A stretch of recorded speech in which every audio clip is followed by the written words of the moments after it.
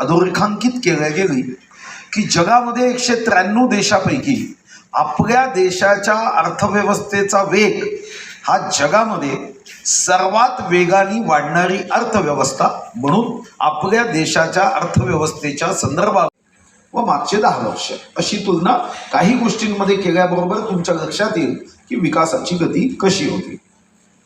Internet connection ही आर्थिक व्यवस्थेमध्ये वेगाने इन्फॉर्मेशन पोहोचवण्याची सर्वात मोठी व्यवस्था जनता आणि या दृष्टीने विविध संकल्प करत त्या संकल्पाला दरवर्षीच्या अर्थसंकल्पात आधार दिला जातो आणि तो आधार आणि त्यावरची आकडेवारी ही मी तुमच्या समोर जेव्हा देईल तेव्हा तुमच्या लक्षात येईल। तरतुदी पोचाव्या आणि त्यातून या वर्षातल्या तरतुदीवर आधारित योग्य नियोजन करण्यासाठी लोकांपर्यंत माहिती पोचावी या दृष्टीने आजची ही पत्रकार परिषद आहे।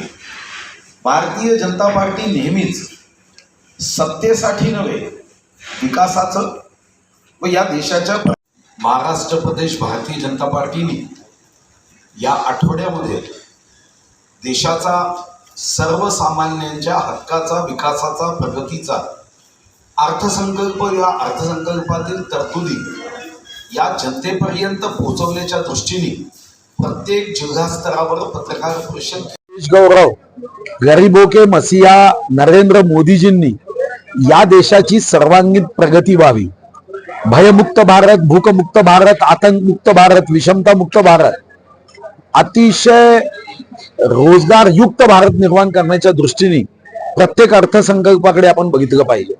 याही अर्थसंकल्पामध्ये साधारणतः 50 लक्ष कोटी खर्चापैकी म्हणजे एक्सपेंडिचर पैकी 11,26,000 कोटी हे कॅपिटल इन्व्हेस्टमेंट आहे।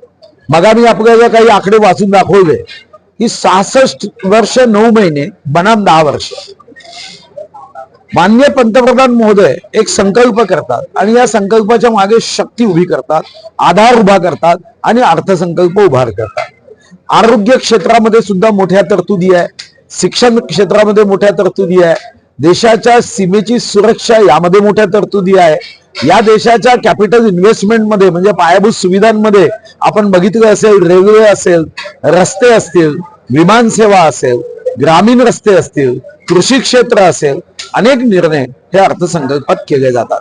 पुढच्या 5 वर्षाचा आमचा संकल्प जर एका वाक्यात विचारायचा असेल तर वैभवशाली, गौरवशाली, समृद्ध भारताचं स्वप्न पूर्णत्वास नेण्यासाठी $5 ट्रिलियन इकॉनॉमी हा आमचा संकल्प आहे आणि आज आम्ही 5व्या क्रमांकावर आहोत।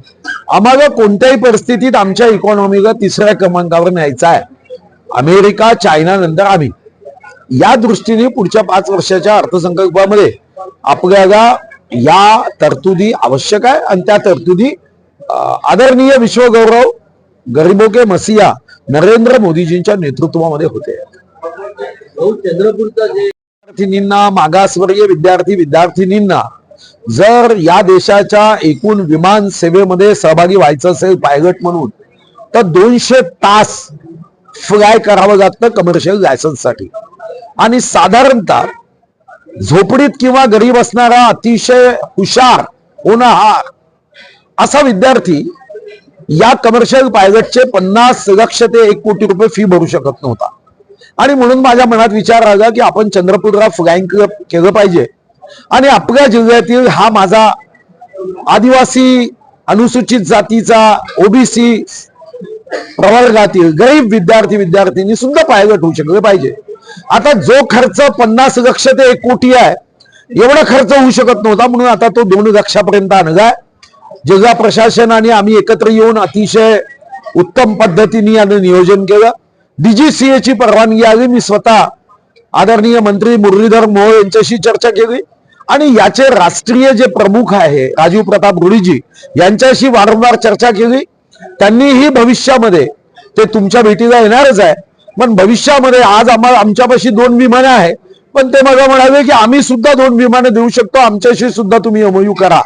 देशाच्या फ्लाइंग क्लबचे ते चेअरमन आहे देशातल्या आणि मला विश्वास आहे की माझ्या चंद्रपूरचा, तुमच्या चंद्रपूर जिल्ह्याचा गरीब विद्यार्थी विद्यार्थिनी आता विमान चालवण्यामध्येही मागे राहणार.